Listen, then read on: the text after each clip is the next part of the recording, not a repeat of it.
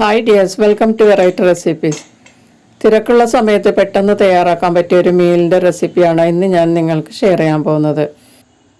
രാവിലെ സ്കൂളിലും ഓഫീസിലൊക്കെ പോകാനുള്ളപ്പോൾ ഇത് പെട്ടെന്ന് തയ്യാറാക്കി നമുക്ക് ലഞ്ച് ബോക്സിലൊക്കെ ആക്കി കൊടുത്തു വിടാൻ പറ്റും. അതുപോലെ കറിയൊന്നും ഇല്ലാതിരിക്കുന്ന സമയത്തും നമുക്കിതുപോലെ ഉണ്ടാക്കി കഴിക്കാം. 10 മിനിറ്റ് കൊണ്ട് റെഡിയാക്കി എടുക്കാം. കറികളൊന്നും വേണ്ട ഇത് കഴിക്കാനായിട്ട്. അതുപോലെ രാവിലെ ഉണ്ടാക്കുകയാണെങ്കിൽ ഇത് വൈകുന്നേരവും ഇത് ചെത്താവാതിരിക്കും. അപ്പോൾ നമുക്ക് വേണമെങ്കിൽ രാവിലെ ഉണ്ടാക്കിയത് തന്നെ നമുക്ക് രാത്രിയിലും കഴിക്കാൻ പറ്റും. നമ്മുടെ കൈകളിലുള്ള കുറച്ച് ചേരുവ കൊണ്ട് ഇത് ഉണ്ടാക്കിയെടുക്കാം. സൂപ്പർ ടേസ്റ്റാണ്. അപ്പോൾ ഇതെങ്ങനെയാണ് തയ്യാറാക്കുന്നതെന്ന് നോക്കാം.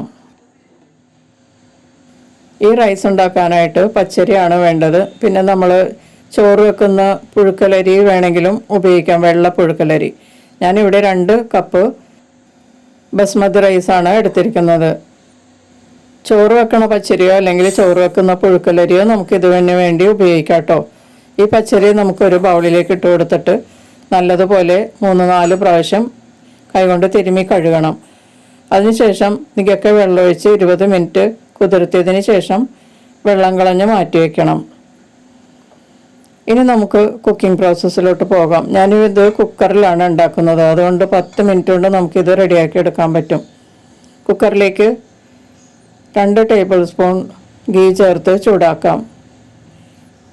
ഗീ അല്ലെങ്കിൽ നിങ്ങൾക്ക് ഇഷ്ടമുള്ള ഏത് റിഫൈൻഡ് ഓയിലും ഇതിലേക്ക് ചേർക്കാം കേട്ടോ.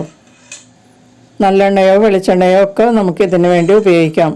നെയ്യ് നല്ലതുപോലെ ഉരുക്കിയതിന് ശേഷം ഇതിലേക്ക് നമുക്ക് വറ്റൽമുളക് ചേർത്ത് കൊടുക്കാം.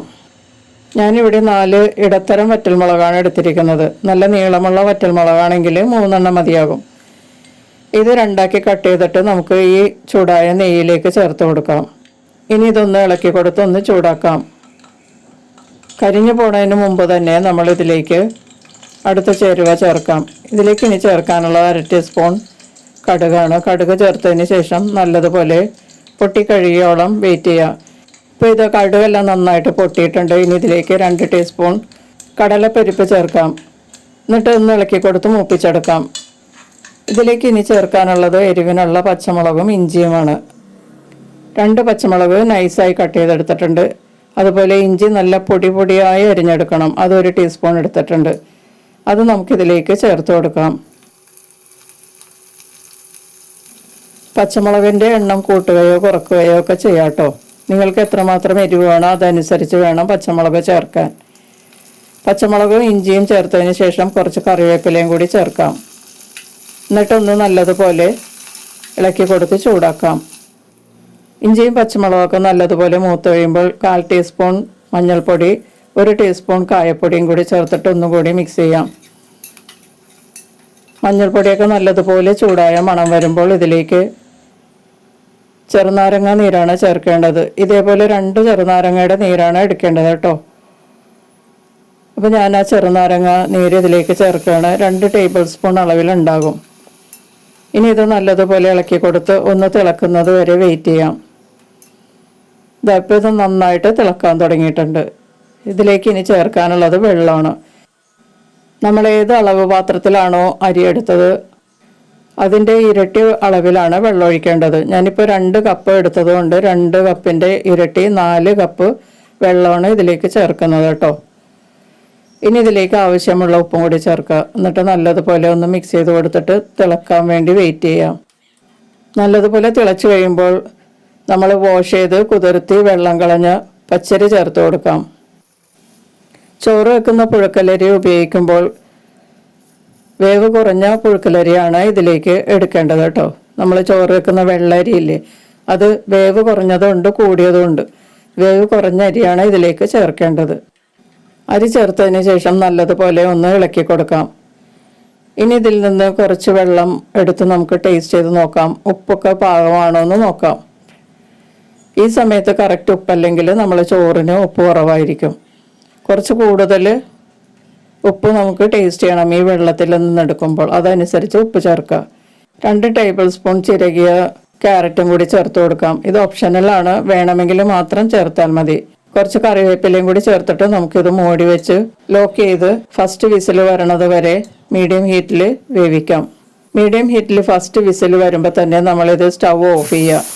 എന്നിട്ട് ആ നല്ല ചൂടിൽ തന്നെ 1 മിനിറ്റ് അങ്ങനെ തന്നെ വയ്ക്കുക. അതിനുശേഷം കുക്കറിനുള്ളിൽ സ്റ്റീമെല്ലാം കളഞ്ഞ് 4 മിനിറ്റ് വെയിറ്റ് ചെയ്യുക. കുക്കറിനുള്ളിൽ സ്റ്റീമെല്ലാം ഞാനൊരു സ്പൂൺ വെച്ച് പതിയെ അതിൻ്റെ വെയിറ്റ് പൊക്കിയതിന് ശേഷം കളഞ്ഞ് 4 മിനിറ്റ് കഴിഞ്ഞിട്ടുണ്ട്. നമുക്കിതൊന്ന് തുറന്നു നോക്കാം. കണ്ടില്ലേ, നല്ല സൂപ്പറായിട്ട് വെന്തിട്ടുണ്ട്. നല്ല ഭംഗിയുണ്ട് കാണാനായിട്ട്. ഇത് കാണുമ്പോൾ തന്നെ നമുക്ക് വിശപ്പ് തോന്നും. ചോറൊക്കെ നല്ല കറക്റ്റായിട്ട് വെന്തിരിക്കുകയാണ്. കുക്കറിൻ്റെ ബോട്ടത്തിൽ കരിഞ്ഞൊന്നും പിടിക്കില്ല കേട്ടോ. ഇതേ രീതിയിൽ ഉണ്ടാക്കുകയാണെങ്കിൽ കുക്കറിൻ്റെ അടിയിൽ കരിഞ്ഞൊന്നും പിടിക്കില്ല. നിങ്ങളുടെ സ്റ്റൗവിൻ്റെ വലിയ ബേണറാണ് നിങ്ങൾ ഉപയോഗിക്കുന്നതെങ്കിൽ ലോ ടു മീഡിയം ഫ്ലെയിമിൽ ഇത് വേവിച്ചെടുക്കുക. ചെറിയ ബേണറാണെങ്കിൽ നമ്മൾ മീഡിയം ഫ്ലെയിമിൽ തന്നെ വേവിച്ചെടുത്താൽ കറക്റ്റായിട്ട് വെന്ത് കിട്ടും. ഇതിലേക്ക് ഇനി കുറച്ച് കശുവണ്ടി ഫ്രൈ ചെയ്ത് ചേർക്കാം. ഇതിന് പകരം കപ്പലണ്ടിയും നമുക്ക് ചേർക്കാവുന്നതാണ് കേട്ടോ. കപ്പലണ്ടി ഇല്ലാതിരുന്നത് കൊണ്ട് ഞാൻ കശുവണ്ടിയാണ് കേട്ടോ ചേർക്കുന്നത്. കറികളൊന്നും ഇല്ലാതെ കഴിക്കുന്നത് കൊണ്ട് ഇടയ്ക്കൊക്കെ ഇതുപോലെ കടിക്കാൻ കിട്ടുന്നത് നല്ലതാണ്. ഇനി ചോറൊക്കെ ഒന്ന് നല്ലതുപോലെ മിക്സ് ചെയ്ത് കൊടുക്കാം. നിങ്ങൾ കുറച്ചുകൂടി സ്പേഷ്യസ് ആയിട്ടുള്ള കുക്കർ ഉപയോഗിക്കുക. അപ്പോൾ മിക്സ് ചെയ്യാൻ എളുപ്പമായിരിക്കും. അപ്പോൾ നമുക്കിതൊന്ന് സെർവ് ചെയ്ത് നോക്കാം. കണ്ടില്ലേ, ചോറൊക്കെ ഒന്നിനൊന്ന് തൊടാതെ നല്ല സൂപ്പറായിട്ട് വെന്തിട്ടുണ്ട്. ഇതിൽ ക്യാരറ്റ് ചേർക്കുന്നത് നല്ലതാണ് കേട്ടോ. അപ്പോൾ നമുക്ക് കുറച്ച് വെജിറ്റബിൾ ചേർത്തതിൻ്റെ ഗുണവും കിട്ടും. ഇടയ്ക്കൊക്കെ ഒരു ചെറിയൊരു മധുരവും കൂടി ഉണ്ടാവും ഇത് കഴിക്കുമ്പോഴേക്കും. ഇത് ഇഷ്ടമല്ലാത്തവർക്ക് വേണമെങ്കിൽ അവോയ്ഡ് ചെയ്യാം. പിന്നെ ഇതിലേക്ക് മല്ലിയില ഒന്നും ചേർക്കേണ്ട ആവശ്യമില്ല. വേപ്പില ചേർത്താണ് ഇത് ഉണ്ടാക്കുന്നത്. പിന്നെ നിങ്ങൾക്ക് വേണമെങ്കിൽ അവസാനം കുറച്ച് മല്ലിയില ചേർത്ത് മിക്സ് ചെയ്തെടുക്കാം. വളരെ തിടുക്കത്തിൽ ഉണ്ടാക്കുന്ന സമയത്ത് നമുക്ക് മല്ലിയിലയൊന്നും അരിഞ്ഞ് ചേർത്തില്ലെങ്കിലും സാരമില്ല, കുഴപ്പമില്ല. നല്ല ടേസ്റ്റാണിത്. മല്ലിയിലയൊക്കെ വെള്ളത്തിലിട്ട് ക്ലീൻ ചെയ്തൊക്കെ എടുത്ത് അരിഞ്ഞെടുക്കുമ്പോൾ ഒത്തിരി സമയം വേണം. ക്യാരറ്റ് നമുക്ക് വളരെ പെട്ടെന്ന് ഒന്ന് ചീവിയെടുത്തിട്ടും ഗ്രേറ്റ് ചെയ്തെടുക്കാം. വളരെ എളുപ്പത്തിൽ നമുക്ക് അത് ഗ്രേറ്റ് ചെയ്തെടുത്തിട്ട് ഇതിൽ ചേർക്കാം. അപ്പം നമ്മുടെ ഈ പെട്ടെന്ന് ഉണ്ടാക്കുന്ന മീൽ ഞാനിവിടെ സെർവ് ചെയ്തിട്ടുണ്ട്. കുക്കറിൻ്റെ അടിയിലൊന്നും പിടിച്ചിട്ടൊന്നുമില്ല, കണ്ടോ. ഈ രീതിയിൽ ഉണ്ടാക്കുകയാണെങ്കിൽ 4 പേർക്ക് കഴിക്കാൻ പാകത്തിലുണ്ടാകും. അച്ചാറോ പപ്പടമോ കൂട്ടി നമുക്കിത് കഴിക്കാം. അല്ലെങ്കിൽ നമുക്ക് വേണമെങ്കിൽ സവാള സാലഡ് ഉണ്ടാക്കിയിട്ടും ഇതിൻ്റെ കൂടെ കഴിക്കാൻ നല്ലതാണ് കേട്ടോ. വീട്ടിൽ ഗസ്റ്റൊക്കെ വരുമ്പോൾ നമുക്ക് പെട്ടെന്ന് തയ്യാറാക്കി എടുക്കാം. എന്നിട്ട് ഇതുപോലെ കശുവണ്ടിയൊക്കെ വെച്ച് അലങ്കരിച്ച് നമുക്ക് സെർവ് ചെയ്യാം. അപ്പോൾ 10 മിനിറ്റ് കൊണ്ട് റെഡിയാക്കി എടുക്കാൻ പറ്റിയ ഈ മീൽ എല്ലാവരും ഒന്ന് ട്രൈ ചെയ്ത് നോക്കിയിട്ട് നിങ്ങളുടെ അഭിപ്രായങ്ങളും നിർദ്ദേശങ്ങളൊക്കെ അറിയിക്കുക.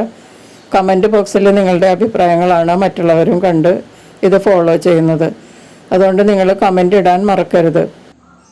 വീഡിയോ ഇഷ്ടമായാൽ ലൈക്ക് ചെയ്യുകയും നിങ്ങളുടെ ഫ്രണ്ട്സിനൊക്കെ ഒന്ന് ഷെയർ ചെയ്ത് കൊടുക്കുകയും ചെയ്യുക. നമുക്ക് മറ്റൊരു റെസിപ്പിയുമായി വീണ്ടും കാണാം. Thank you.